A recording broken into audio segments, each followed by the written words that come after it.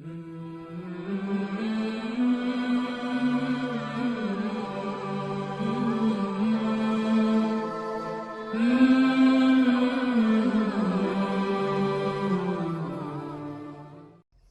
باللہ من الشیطان الرجیم بسم اللہ الرحمن الرحیم وَإِذْ غَدَوْتَ مِنْ أَهْلِكَ تُبَوِّئُ الْمُؤْمِنِينَ مَقَاعِدَ لِلْقِتَالِ وَاللَّهُ سَمِيعٌ عَلِيمٌ إِذْ هَمَّتْ طَائِفَتَانِ مِنْكُمْ أَنْ تَفْشَلَا وَاللَّهُ وَلِيُّهُمَا وَعَلَى اللَّهِ فَلْيَتَوَكَّلِ الْمُؤْمِنُونَ وَإِذْ غَدَوْتَ مِنْ أَهْلِكَ، اور جب آپ صبح کو نکلے اپنے گھر سے، تُبَوِّئُ الْمُؤْمِنِينَ، بٹھانے لگے مسلمانوں کو، مقاعد للقتال، لڑائی کے ٹھکانوں پر، واللہ سمیع علیم، اور اللہ تعالیٰ سب کچھ سنتا ہے، جانتا ہے۔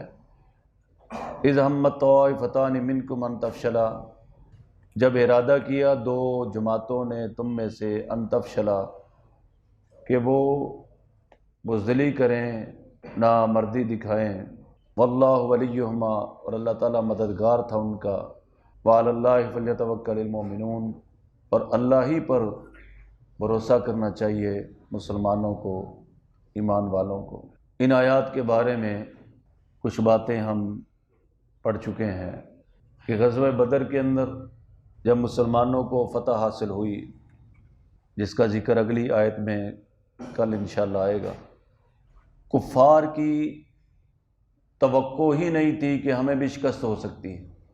مسلمانوں کو اللہ تعالیٰ نے کھلی فتح بدر میں عطا فرمائی۔ 70 کے قریب کفار کے بڑے مارے گئے، اور 70 کے قریب جو ہے بدر میں گرفتار ہو گئے۔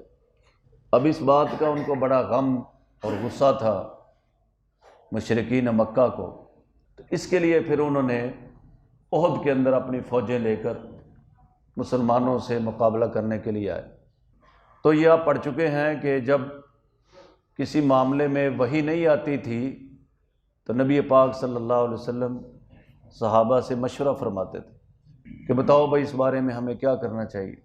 تو نبی پاک صلی اللہ علیہ وسلم کی رائے تھی کہ جو جنگ ہے مدینہ میں رہ کے لڑی جائے۔ اسی طرح جو منافقین کا سردار تھا عبداللہ بن ابی بن سلول، اس کی بھی رائے یہی تھی کہ جنگ جو ہے مدینہ میں رہ کے لڑی جائے۔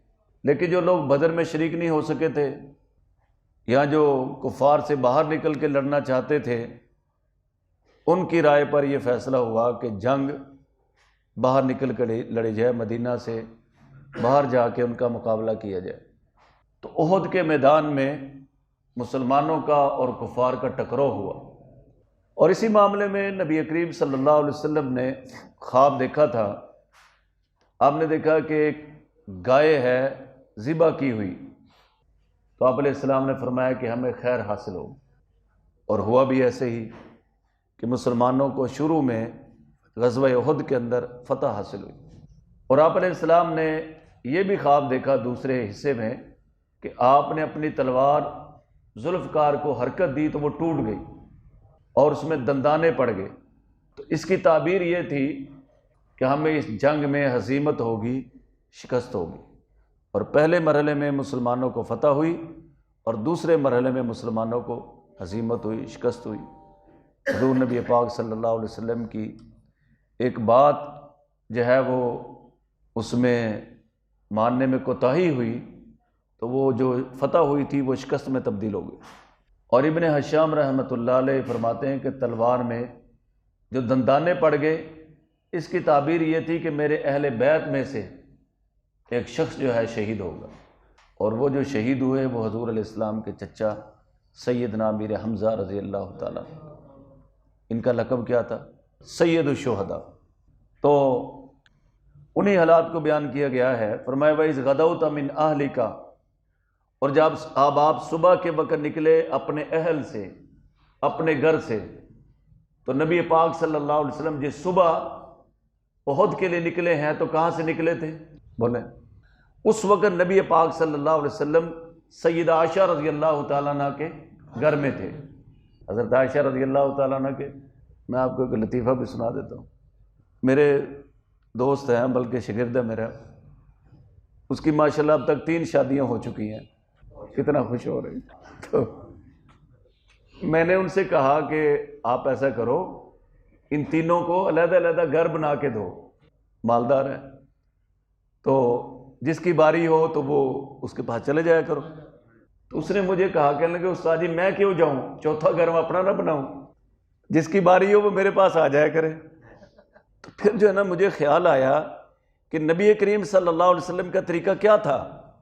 تو جو حضور علیہ السلام کا طریقہ یہ تھا وہ یہ تھا کہ رحمت دو عالم صلی اللہ علیہ وسلم جس زوجہ کی باری ہوتی تھی اس کے گھر جاتے تھے.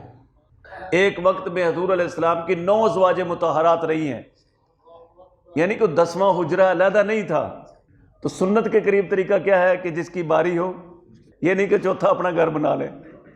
تو بہرحال نبی کریم صلی اللہ علیہ وسلم جب گھر سے نکلے ہیں تو اس وقت باری سیدہ عائشہ کی تھی، اور حضرت عائشہ کو حضور کا اہل کہا گیا، حضور کے گھر والے کہا گیا. تو اس سے جو شیعہ کہتے ہیں کہ نعوذ باللہ حضرت عائشہ حضور کا اہل نہیں، نعوذ باللہ ان کو تو مومن بھی نہیں مانتے، ان سے ان کی جڑ کٹ گئی کہ سیدہ عائشہ نہ صرف اہل ایمان میں سے ہیں، بلکہ اگر دین کے 3 حصے کیے جائیں تو ایک حصہ امت تک سیدہ عائشہ نے پہنچایا. جو صحابہ سے مسئلے حل نہیں ہوتے تھے وہ جا کے اماں جان سے پوچھتے تھے کہ ماں جی ہم سے یہ مسئلے حل نہیں ہو رہے، آپ بتائیں. حضرت عائشہ رضی اللہ تعالیٰ عنہ کے پاس بڑے بڑے صحابہ وہ آ کے حاضری دیتے تھے کہ ہمیں یہ مسئلہ بتائیں. حضرت عائشہ نہ ہوتی تو دین ہم تک کامل پہنچ ہی نہیں سکتا تھا. اور یہ وہ مبارک ہستی ہیں، ہماری اماں جان ہے، سیدہ ہیں، طیبہ ہیں، طاہرہ ہیں، صدیقہ ہیں، اور باپ بھی صدیق ہے، بیٹی بھی صدیقہ ہے. ان کا اتنا بڑا مقام ہے کہ آپ انبیاء علیہ السلام کی سیرت پڑھیں، جس پر بھی کوئی تہمت لگی، کبھی کسی بچے نے گواہی دی تو دنیاوی اسباب کے تحت گواہیاں ہوئیں، لیکن جب حضرت عائشہ پہ منافقین نے تہمت لگائی اللہ نے قرآن نازل فرما دی.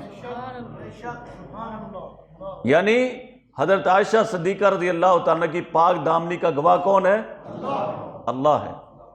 اور قرآن کی صورت میں ہمارے سامنے ان کی پاک دامنی پر 18 آیات ہے قرآن کی. تو جو امی عائشہ رضی اللہ تعالیٰ عنہ کو مومن نہ مانے تو وہ قرآن کا منکر ہے کہ نہیں؟ تو قرآن کی ایک آیت کا انکار کرنے والا مسلمان ہو سکتا ہے؟ اور جو 18 آیات کا انکار کرے، سمجھے بھائی؟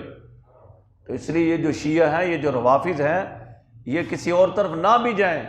حضرت اماں جان سیدہ عائشہ رضی اللہ تعالیٰ کی پاک دامنی کے نہ ماننے کی وجہ سے جو قرآن سے ثابت ہے تو ان کا ایمان سے کوئی تعلق نہیں ہے. اور دوسرا، ابو بکر صدیق کو قرآن نے صحابی کہا، اذ یقول لصاحبہ، تو یہ ابو بکر کی صحابیت کا انکار کرتے ہیں، ان کے اسلام کا انکار کرتے ہیں، تو ان کا ایمان سے کیا تعلق؟ سمجھے بھائی؟ تو اہل میں سب سے پہلے بیوی بچے آتے ہیں. یہ کہتے ہیں کہ اہل میں نواسے تو داخل ہیں لیکن بیوی داخل نہیں ہے. ان کی منطق آج تک کسی کو سمجھ نہیں آتی. جس طرح عیسائی کہتے ہیں کہ 3 ایک ہے اور 1 3 ہے. یہ 3 خدا مانتے ہیں نا، کہتے ہیں آپ 3 مانے، نہیں کہتے نہیں یہ 1 ہے، کہتے یہ تو 3 ہے، کہتے نہیں 1 ہی 3 ہے. کوئی تھیوری آج تک اس کو حل نہیں کر سکی کہ 3 ایک بن جائے اور 1.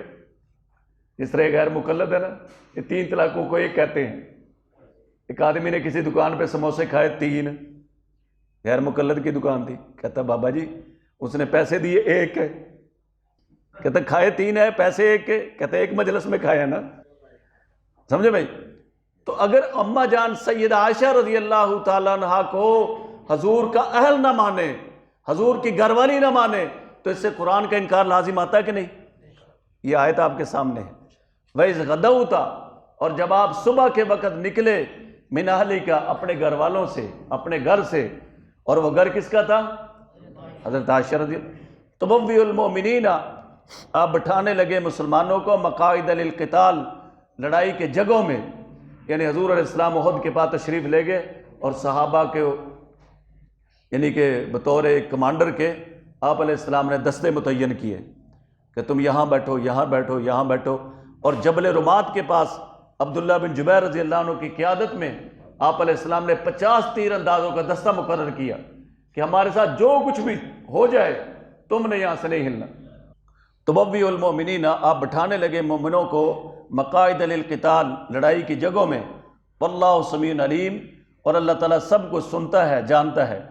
اذ ہمت طائفتان منکم ان تفشلا، غزوہ احد کے کچھ حالات آپ نے سنے تھے، تو ایک افواہ یہ بھی پھیلائی گئی کہ نبی پاک صلی اللہ علیہ وسلم شہید ہو گئے۔ تو 2 قبیلے تھے، ایک بنو حارثہ، ایک بنو سلمہ، انہوں نے جو ہے نا سوچا کہ جب حضور نہیں رہے تو اب ہم لڑ کے کیا کریں گے، کو بزدلی دکھانا چاہیے۔ اللہ نے فرمایا کہ اذ ہمت طائفتان، جب ارادہ کیا 2 گروہوں نے تم میں سے، ان تفشلا، کہ وہ نامردی دکھائیں، واللہ ولیہما، اللہ تعالیٰ ان کا مددگار تھا، یعنی اللہ تعالیٰ نے ان کو اس کام سے باز رکھا۔ ٹھیک ہے، یعنی ان کے دل میں کوئی خیالات پیدا بھی ہوئے تو کس نے دور کیے؟ واللہ ولیہما، اللہ ان کا مددگار تھا، اللہ تعالیٰ ان کا دوست تھا۔ تو چھوٹی موٹی باتوں پہ تو اللہ نے خود ہی معاف کیا ہے۔ یاد رکھیں، اللہ صحابہ کا سفارشی ہے، اگر ان سے غلطی ہو بھی گئی نا، اللہ نے حضور سے فرمایا کہ ان کو معاف کر دو، کہو سبحان اللہ۔ فاعف عنہم، میرے محبوب ان کو معاف کر دو، واستغفر لہم، ان کے لیے استغفار کرو، وشاورہم فی الامر، اور ان سے آپس کے کاموں میں مشورہ بھی لیتے رہو۔ یہ صحابہ کا مقام ہے۔ ایسے ہی رضی اللہ عنہم ورضوا عنہ کے سرٹیفکیٹ نہیں ملے، وہ کس قدر اللہ کے محبوب ہیں۔ ایک بچے سے غلطی ہو جائے تو ماں جو ہے باپ سے کہتی ہے کہ چلو اس کو چھوڑو، معاف کر دو، یا کوئی اور قبیلے کا یا جو ہے کوئی اور بڑے جو ہے وہ مالدار یا کسی اعتبار سے کوئی بڑا آدمی سفارش کرتا ہے، میں قربان جاؤں صحابہ پہ کہ جن کا سفارش اللہ خود کرتا ہے۔ بہت بڑی بات ہے۔ اللہ نے فرمایا فاعف عنہم، میرے محبوب ان کو معاف کر دو، واستغفر لہم، ان کے لیے بخشش مانگو، وشاورہم فی الامر، اور معاملات میں ان سے مشورہ بھی لو۔ ابھی اللہ سے بڑا کوئی سفارشی ہے؟ بات نہیں سمجھ آ رہی آپ؟ اللہ کہہ رہے ہیں اپنے نبی سے، صحابہ کا اتنا بڑا مقام اللہ پاک کے ہاں کہ میرے محبوب تیرے دل میں کوئی بات آ بھی گئی نا، پھر بھی ان کو معاف کر دو، یہ میرے ہیں۔ یہ کس کے ہیں؟ میرے ہیں۔ لوگ امتحان لیتے ہیں بچوں کا پیپروں سے، کتابوں سے، لیکن قربان جائیں اللہ نے صحابہ کا امتحان دل سے لیا۔ اولئک الذین امتحن اللہ قلوبہم، صحابہ کی جماعت وہ جماعت ہے، اللہ فرماتے میں نے ان کا دل کا امتحان لے لیا اور پورے نمبر لیے ہیں۔ لہم مغفرۃ و اجر عظیم، ان کے لیے بخشش بھی ہے اور بہت بڑا اجر بھی۔ یہ ایسی جماعت ہے۔ تم دوسری کا امتحان لوگے، تیسری کا لوگے، 10ویں کا لوگے، پیپر لوگے، اللہ نے دل کا امتحان لیا صحابہ۔ اولئک الذین امتحن اللہ قلوبہم للتقوی لہم مغفرۃ و اجر عظیم۔ سمجھے بھائی؟ تو فرمایا کہ اذ ہمت طائفتان منکم ان تفشلا، جب ارادہ کیا 2 گروہوں نے تم میں سے، ان تفشلا، کہ وہ کمزوری دکھائیں، واللہ ولیہما، اللہ تعالیٰ ان کا دوست تھا، ان کا مددگار تھا، وعلی اللہ فلیتوکل المؤمنون، اور اہل ایمان کو اللہ ہی پر بھروسہ کرنا چاہیے۔ فَإِذَا عَزَمْتَ فَتَوَكَّلْ عَلَى اللَّهِ، جب تم کسی بات کا عزم کر لو پھر بھروسہ کس پہ کرو؟ اللہ پہ کرو۔ وعلی اللہ، اور اللہ پر، فلیتوکل المؤمنون، بھروسہ کرنا چاہیے ایمان والوں کو۔